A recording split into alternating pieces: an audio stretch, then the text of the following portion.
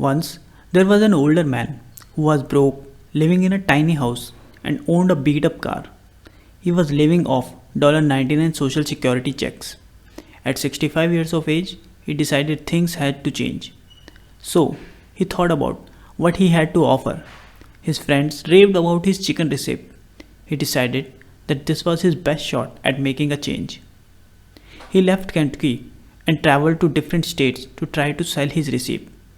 He told restaurant owners that he had a mouth watering chicken recipe.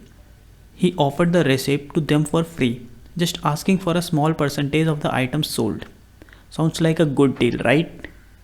Unfortunately, not to most of the restaurants. He heard no over 1000 times. Even after all of those rejections, he didn't give up.